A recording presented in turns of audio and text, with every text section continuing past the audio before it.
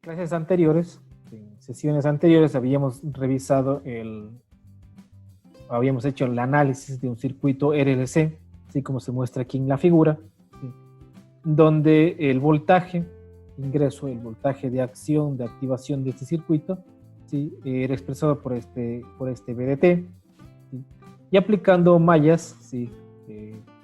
Mallas como concepto de circuitos eléctricos, este VDT era igual al voltaje en cada elemento, el voltaje en la resistencia, expresado por corriente por resistencia, el voltaje en la inductancia y el voltaje en la capacitancia. Esta expresión de aquí, pues, describe el funcionamiento en ecuación diferencial de este circuito. Para realizar la simulación y para realizar un esquema en Simulink, lo que recomiendo es que despejemos la derivada más alta del circuito, o en este caso, de la expresión matemática que tenemos del sistema. Entonces, de esta ecuación diferencial, despejamos la derivada más alta, que en este caso es de I a dt, ¿sí? Y el resto, pues, queda tal como se mida en la ecuación. Ahora solo quiero que tomemos en cuenta la estructura de esta ecuación. Decimos que la derivada de la corriente, o de I, la derivada de I, es igual a una constante, independientemente de que sea 1 sobre L, a una constante multiplicado por una sumatoria. Una constante multiplicado por una sumatoria. Entonces, eso es lo que vamos a tratar de hacer en el programa de simulación. Tenemos nuestro ambiente de Simulink. Nos vamos a la librería de tiempo continuo y escogemos el integrador. Entonces, para mirar la acción del integrador, vamos a colocar, pues, unas etiquetas aquí al lado, en el ingreso del integrador y en la salida. Entonces, en el ingreso vamos a colocar DI, ¿sí? A dt, ¿sí? como una anotación, ¿sí? Pero si es que yo considero que el DI a dt ingresa por un integrador, ¿sí? Pues en la salida lo que vamos a tener es una corriente en el tiempo. Vamos a tener una corriente en el tiempo. Si es que yo ingreso una señal en el integrador, pues voy a tener la integral de esta señal en la salida.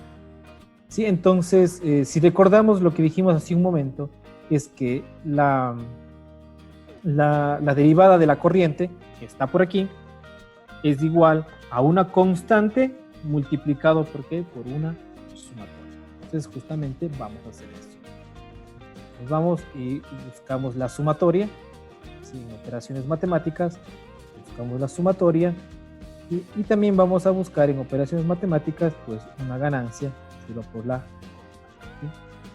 Entonces vamos a colocar la constante, perdón, la sumatoria, y aquí ¿listo? Y está. Ahora sí, la constante, si revisamos acá, tenía un valor de 1 sobre L. Entonces vamos a colocar justamente eso, 1 entre L. Esto aplicamos, nos va a salir una advertencia, la sombra roja que tiene el elemento, indicando pues que no está definido L. Esto ya lo haremos en el luego. Bien, ahora revisemos esta sumatoria. Esta sumatoria me dice que tiene 3 elementos, un elemento positivo y 2 elementos negativos. Entonces, vamos acá y le decimos, mira, necesitamos un elemento positivo y 2 negativos. Aplicamos, le decimos OK. Entonces hacemos esto un poco más grande, para que se pueda ver. Entonces ya estoy acercando, según la estructura de la ecuación, estoy armando mis bloques aquí en Simulink. Entonces, ¿qué me dice en esta sumatoria? Pues esta sumatoria de acá me dice que hay un elemento positivo que es el voltaje en el tiempo. Voy por acá y le digo, vamos a colocar un voltaje, ¿sí? En las fuentes, y le vamos a poner un típico escalón, ¿sí? Que ya hemos estudiado en anteriores sesiones. Listo, este va a ser mi voltaje. Vamos a colocar aquí B dt. la notación. Este es el voltaje que ingresa. Revisamos la estructura de la ecuación y nuevamente miramos, me dice tengo una corriente multiplicado por una resistencia e ingresa al canal negativo. Entonces aquí está la corriente, necesito una resistencia para que se multiplique. Por acá, nos vamos a operaciones matemáticas, buscamos la ganancia, ¿sí? La giramos la ganancia, exacto, y aquí le colocamos R, porque eso es lo que me dice la ecuación. Bien.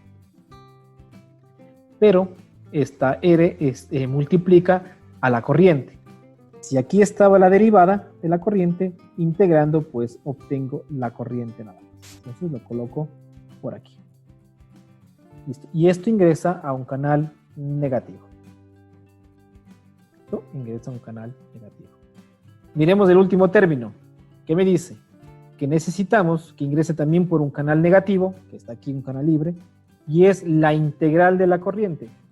Si aquí está la corriente, pues tengo que integrar nuevamente, ¿no? Voy a copiar este integrador, perdón. Lo giramos, ¿sí? Ya. Entonces con esto ya tenemos la integral de la corriente. ¿Sí? La integral de la corriente. Y a esta integral de la corriente hay que multiplicarlo por una constante que se denomina 1 sobre C. Entonces vamos por acá. Copiamos la ganancia. La colocamos y esta ganancia va a llamarse 1 entre C, tal cual nos indica la ecuación. Ahora esto conectamos al canal negativo y listo. Hemos expresado esta ecuación diferencial en un diagrama de bloques en Simulink. ¿Sí? Está listo ahora pues, para poder realizar las simulaciones. Bien.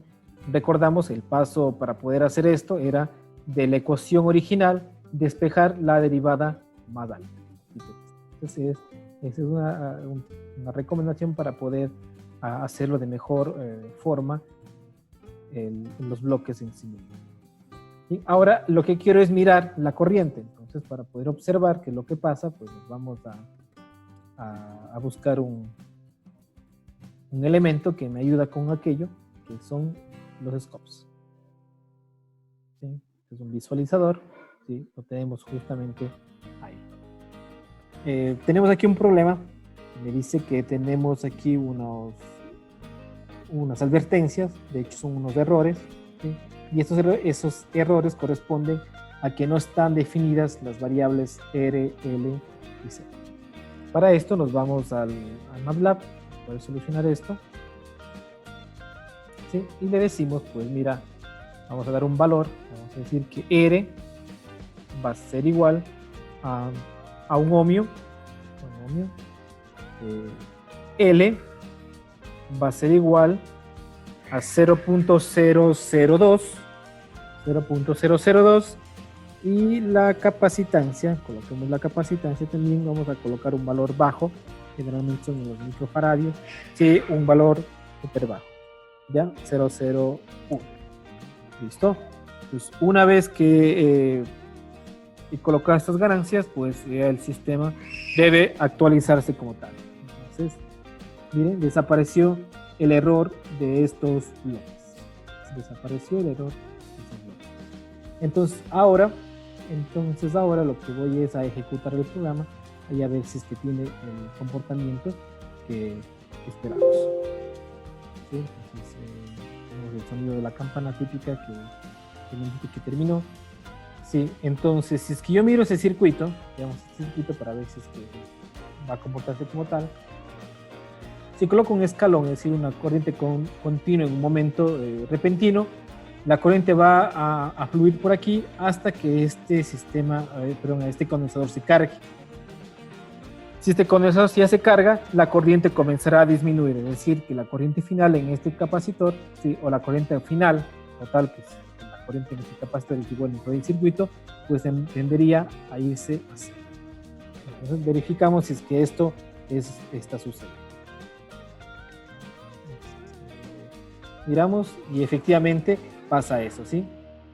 Tenemos una corriente, podemos verificar aquí, ¿sí? justamente un salto en esta corriente, ¿sí? Y que lo lleva a cero. ¿Sí? Esta oscilación es debido al efecto L y al efecto C. Entonces vamos únicamente a buscar otro valor para dárselo a C. Sí, por acá. Sí. Vamos a decir que C es un valor un poco más alto. Vamos a decirle que es 0.01 nada más. Ahí. Y vamos a nuestro Simulink a ver qué sucede. Entonces aquí lo que hacemos es ejecutar nuevamente el circuito a ver qué obtenemos. ¿Listo? Entonces ahí está la respuesta de mi sistema. ¿Sí? Ya tiene menos oscilaciones, las oscilaciones bajaron totalmente, pues, y podemos verificar que sí, efectivamente se está comportando tal cual el sistema físico lo describe. ¿Sí? Lo describe. Sí, okay. Entonces, está con respecto aquí a la corriente. También habíamos analizado en clases anteriores el voltaje en el capacitor. Entonces, para eso vamos a mirar esta ecuación. El voltaje en el capacitor está dado por la integral de la corriente multiplicado para 1 sobre C. Si es que me doy cuenta, aquí tengo la corriente y aquí tengo la integral de la corriente. Y si multiplico por 1 sobre C, está acá. Es decir, en este punto, que se encuentre en este punto, me encuentro con el voltaje en el capacitor. A diferencia de lo que vimos con la corriente, lo que va a pasar aquí es que el voltaje en este capacitor va a tender a subir hasta alcanzar un voltaje máximo. Entonces, que yo ya puedo mirar qué va a pasar con ese sistema físico. Lo que voy a ver si es que la ecuación hace lo mismo. Colocamos dos entradas, me faltó colocar dos gráficas independientes. Sí, ahí está. Cerramos y se genera otro puerto, tal cual lo habíamos explicado en una sesión de MATLAB. Colocamos en este punto, que es el voltaje en el capacitor, ¿sí? Y ejecutamos el sistema. Revisamos, si ajustamos las gráficas, y ahí está lo que habíamos comentado. La corriente llega a un punto en que disminuye otra vez a cero, si se carga el condensador y va hacia cero. Y el capacitor, pues llega a un punto en que se queda en un voltaje máximo. ¿Sí? Lo que podemos hacer ahora es pronto darle otro valor al capacitor para que el efecto sea más notorio. ¿Sí? Vamos a decir que el capacitor va a ser igual a 0.1 nada más, es decir, subir 10 veces más el capacitor. ¿Sí? Y ahora vamos a ejecutar nuevamente el programa. ¿Sí? Entonces ya se puede ver pues, que el capacitor pues, ya tiene otro efecto de una forma exponencial. Y la corriente también disminuye en una forma exponencial. Entonces, como verificamos, el circuito sí se está comportando como físicamente pues, podríamos interpretar. ¿Sí? Ahora bien, esto es usando únicamente la ecuación del tiempo. En el tiempo podríamos ya sabemos cómo desde la ecuación del tiempo llegar a un modelo de Simulink para poder interpretar mi sistema físico. Pero ¿qué pasa si es que yo decido no utilizar esto, sino más bien opto por la forma de la función de transferencia? Opto por el método de función de transferencia. Entonces, para esto, recuerden que habíamos tomado en cuenta en los cálculos anteriores que la corriente de salida sobre voltaje tenía esta expresión. Y también, si yo quería el voltaje ahora, tal como hicimos hace un momento, el voltaje sobre el voltaje de ingreso, pues teníamos esta otra expresión. Entonces, vamos a utilizar esas expresiones para también generar nuestro esquema en Simulink y ver cómo se comporta. Entonces, vamos nuevamente en Simulink. ¿Sí? Vamos a hacer un poco más pequeño esto. Y voy a ir a la librería nuevamente a buscar otra herramienta. Vamos al sistema continuo. Vamos a la función de transferencia. ¿Sí? Y le voy a decir a esta función de transferencia que necesito que esta función exprese mi corriente. Entonces, reviso acá, me dice que la corriente, ¿sí?, es SC, ¿sí?, sobre LC por LC. Entonces, colocamos justamente eso acá. Colocamos C, y aquí colocamos 0, ¿sí? Y en el denominador era L por C, ¿sí?, L por C y R por C. Y era 1 aquí, ¿sí? Veamos si es que nuestra función de transferencia pues se transformó. ¿Sí? Ahí está. Entonces, esta función de transferencia pues debe corresponder a la función de transferencia que habíamos calculado, ¿sí? Efectivamente es la misma, ¿sí? Y entonces también podríamos hacer lo propio para el voltaje en el condensador. Como esta función, luego por acá, y aquí recuerden que era 1 nada más. Aplicamos y le decimos OK. Vamos a copiarnos este visualizador, ¿sí? Y aquí está la corriente y aquí el voltaje. Vamos a someterle a la misma entrada. ¿Sí? Para esto vamos a ubicarnos por acá, ¿sí?, y por aquí.